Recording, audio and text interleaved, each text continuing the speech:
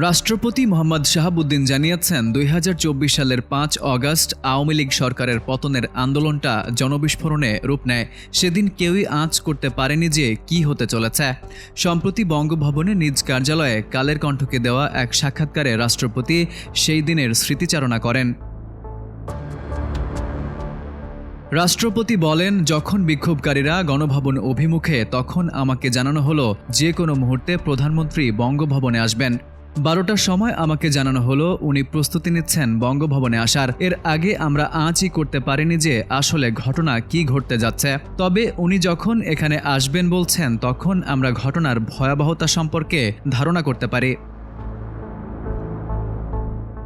রাষ্ট্রপতি বলেন, দুপুর 12:30টার দিকে জানানো হলো না উনি আসছেন না। কিছুক্ষণ পরেই শুনলাম উনি দেশ ছেড়েছেন। একসময় জানতে পারলাম উনি অলরেডি দেশের বাইরে চলে গেছেন। সব মিলিয়ে ৩০ থেকে ৪০ মিনিটের মধ্যে সামগ্রিক ঘটনা প্রবাহের খুব দ্রুত পরিবর্তন দেখতে পাচ্ছিলাম।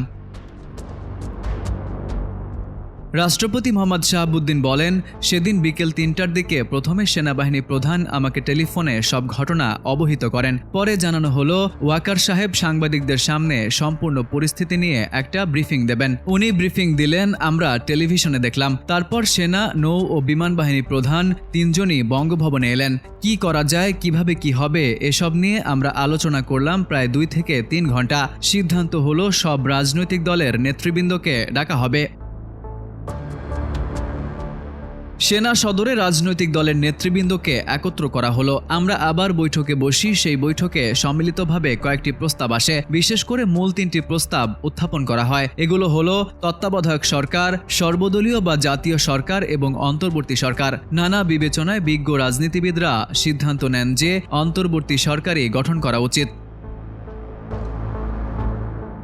তিনি বলেন, এই সিদ্ধান্ত হলো আর আমার ওপর দায়িত্ব পড়ল জাতির উদ্দেশ্যে ভাষণ দিয়ে জাতিকে আশ্বস্ত করার। আমাকে ভাষণ দিতে হলো রাত 11টার সময়, আর তারা নিজেদের মধ্যে আলোচনা করে সব ঠিক করবেন সরকারের গঠন প্রণালী। এই সিদ্ধান্ত হওয়ার পর প্রফেসর আসিফ নজরুল সাংবাদিকদের কাছে পরিস্থিতির অগ্রগতি তুলে ধরেন।